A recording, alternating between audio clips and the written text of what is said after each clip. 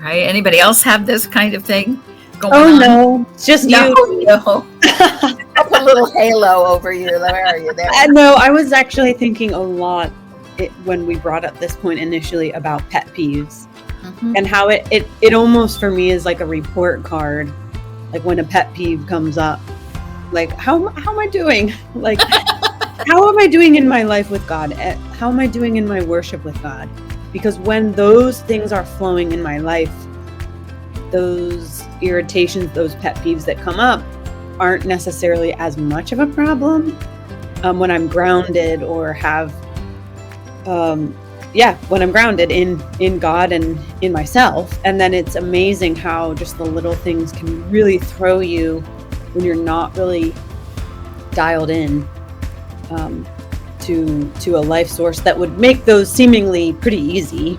Like they're not huge challenges, but it's amazing. I think we had talked a little bit about too, like it's amazing how much we think that we can do all of these things without God.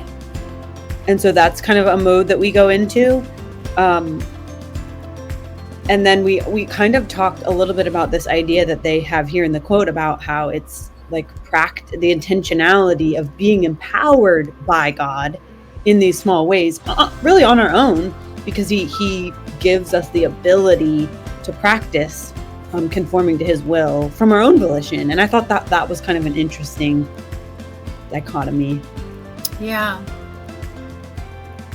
How are you on the day-to-day, Michelle? Well, it depends on the day. Isn't that the truth? Right? Yeah. Funny, you were talking about, the dog barking, and I look over, I can see my dog running through the room on camera. Oh, you're not supposed to be out here.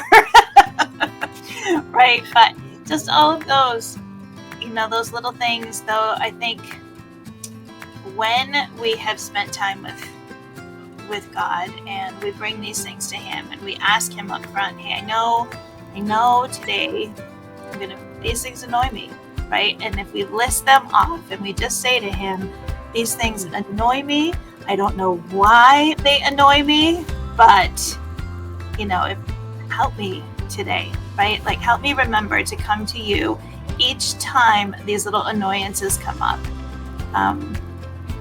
And I think I was thinking about this earlier this afternoon and how, okay, so God cares about all of these little annoyances, right?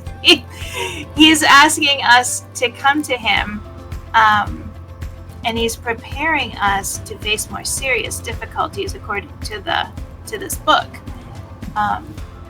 And so I'm a teacher, and isn't that just good teaching? To start at the very basic and build on it and build on it and build on it, to get a strong foundation where when things occur that are, major difficulties, the first thing we do is get on our knees.